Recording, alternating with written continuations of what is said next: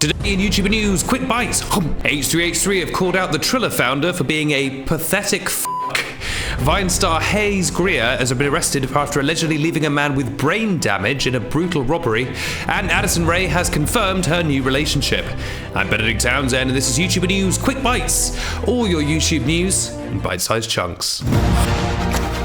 Our first story, Hila and Ethan Klein of the H3H3 podcast have called out Triller founder Ryan Kavanagh for being a, quote, pathetic f***, and said that he should, quote, get a life. H3 have been involved in a legal battle with Triller since May, after Triller sued the couple for showing a 45-second clip of the Jake Paul versus Ben Askren fight on their podcast. The lawsuit values the damages caused by the clip being shown at an incredible $100 million.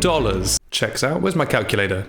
That makes sense. Ethan himself has previously laughed off the legal threat, saying he showed the 45-second clip with fair use 5 days after the live event, which Ethan doesn't believe counts for the, quote, catastrophic loss that the lawsuit claims. Now, however, Triller have added a second complaint, claiming H3 have been trying to defame Triller on social media, which shockingly has riled up the couple even more. On the 30th of July episode, Ethan said, quote, I wish he would just run his business instead of trying to sue us. He must be desperate for cash, before discussing Ryan Kavanagh's bankruptcies and allegations that he used to run a Ponzi scheme. Ethan continued, quote, this pathetic f*** wanted to come on our show and talk to me. I went, f*** no, I'm not talking to you. He wants to promote Triller. I would ask him about the Ponzi scheme. There's some really interesting court filings we found out about the bankruptcy. Now the lawsuit is ongoing, so we can't comment on it too much, but we'll update you with any developments.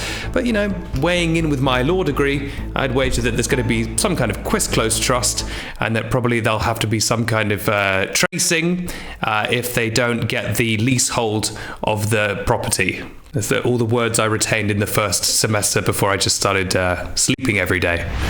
Our second story, Vine star and social media influencer Greer has been arrested after allegedly leaving a man with brain damage while attempting to steal his phone. 21-year-old Hayes has reportedly been charged with felony conspiracy, robbery and assault. The victim of the attack, William Markolf, sustained multiple serious injuries, including a broken orbital bone, bruised ribs, head trauma, hearing loss and brain damage. Hayes has been a social media influencer since 2013 when he rose to fame on Vine alongside his brother Nash Greer, and he currently has 5.6 million followers on Instagram and 80...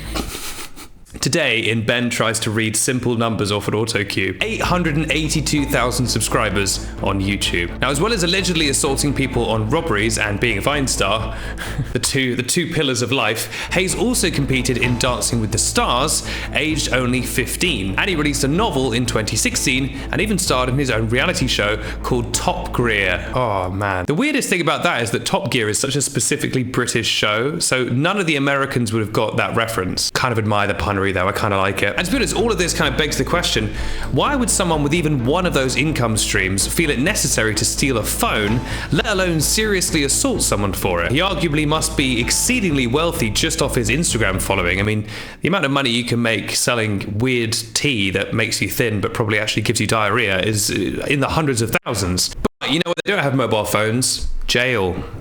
Allegedly. A good friend of mine, of course, famously went to jail multiple times, Kat Warner, for mostly sort of piracy-related offences, and she was telling me all about the kind of phones they have there. And finally, Addison Rae has confirmed that she's in a relationship.